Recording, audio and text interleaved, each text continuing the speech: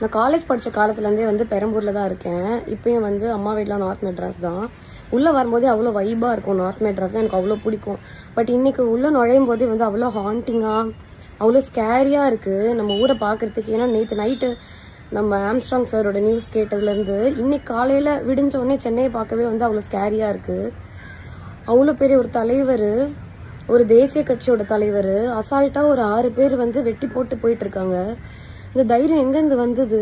Already அவர் இழந்தாச்சு, அதுவே அநியாயமான விஷயம், மனசு பதறுது. அடுத்தது என்ன தோணுதுன்னா, இதுக்கப்புறம் அரெஸ்ட் பண்ணிட்டு இந்த ஒரு 6 பேரை கூட்டு வந்து கொடுப்பாங்கல்ல, நியூஸ்ல எல்லாம் காட்டுவாங்கல்ல, அந்த 6 பேராவது நிஜமாவே வெட்டின 6 பேர் தானா, இல்ல யாரையாவது கூட்டு வந்து சரண்டர் பண்ண வைப்பாங்களா அப்படின்னு இன்னொரு பக்கம் ஒரு பயமா இருக்கு. எப்படி நம்புறது? நீங்க அரெஸ்டே பண்ணா கூட இவங்க தான் வெட்டியிருப்பாங்கன்னு எப்படி நம்புறது? ஏன்னா சும்மா ஒரு கோவத்துல அப்படியே வெட்டிட்டு போனா அது வேற, அதுவே தப்பு, அது வேற கதை.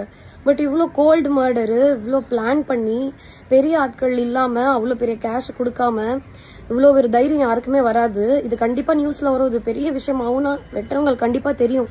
அப்போ வந்து ஒரு பிளானிங் இல்லாம அதை பண்ணியிருப்பாங்க.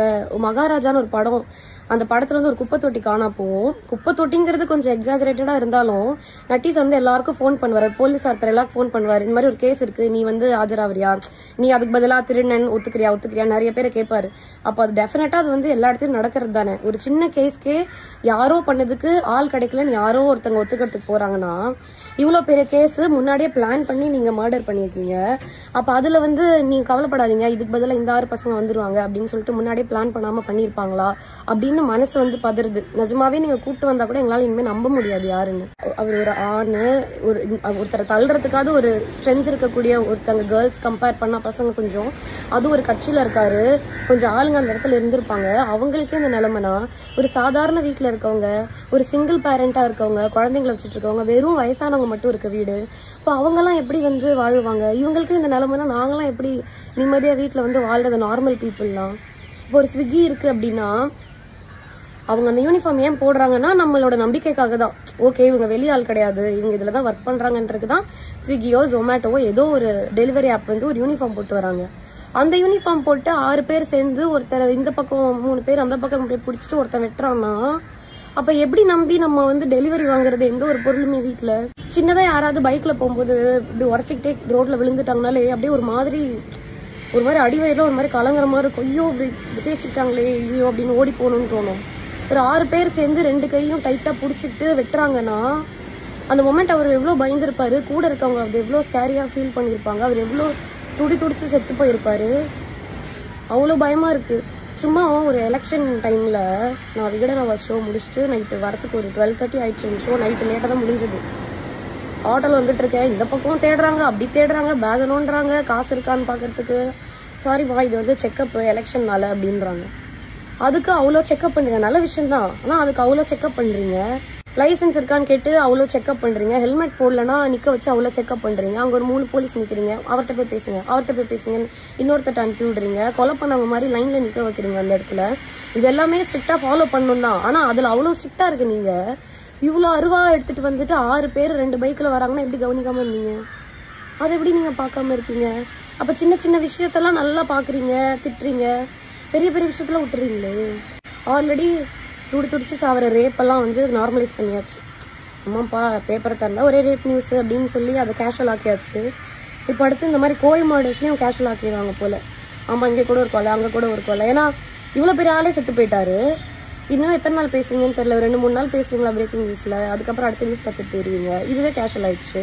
அப்ப சாதாரண மக்களுக்கு இந்த மாதிரி நடந்தா அது இன்னும் கேஷுவல் ஆயிடும். ஆமா அவருக்கே நடந்தது எல்லாம் நடக்காது அப்படின்னு அதுவும் நார்மலைஸ் ஆயிடும். பேசாம வீட்டுக்கு வீடு ஒரு துப்பாக்கி கொடுத்துருங்க, ஒரு ஃபேமிலிக்கு ஒரு துப்பாக்கி, அதுல ஒரு குண்டுன்னு சொல்லி கொடுத்துருங்க. ஃபார்ம் எல்லாம் ஃபில் பண்ணி கூட அட்ரஸ்லாம் வாங்கி கூட கொடுத்துருங்க.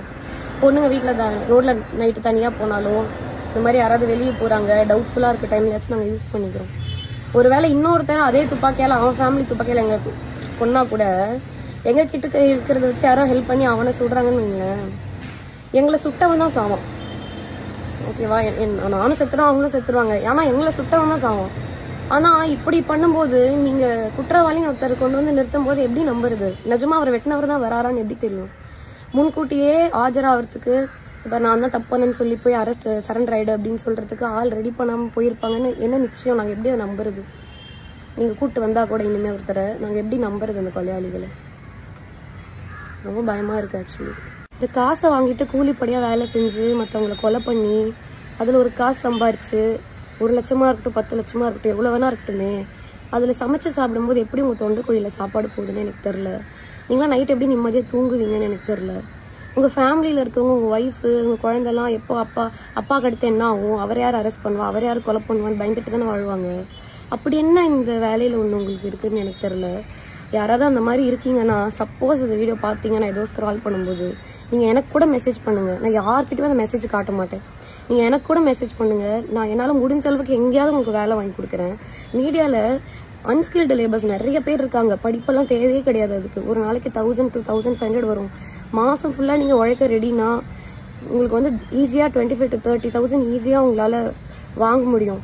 அதில் ஒய்ஃப் குழந்தைய நல்லா வச்சுக்கலாம், அதில் உழைச்சி சாப்பிட்லாம், சாப்பாடு நல்லா ஒட்டும், உடம்புல நிம்மதியாக தூக்கம் வரும் படுத்தா. ஒரு நல்ல லைஃப். ஒரு 25,000 போதாதா அவங்க கஷ்டத்தில் வாழ? அப்படி இன்னொருத்தரை கொலை பண்ணி அப்படி சம்பாரிச்சு என்ன பண்ண போறீங்க?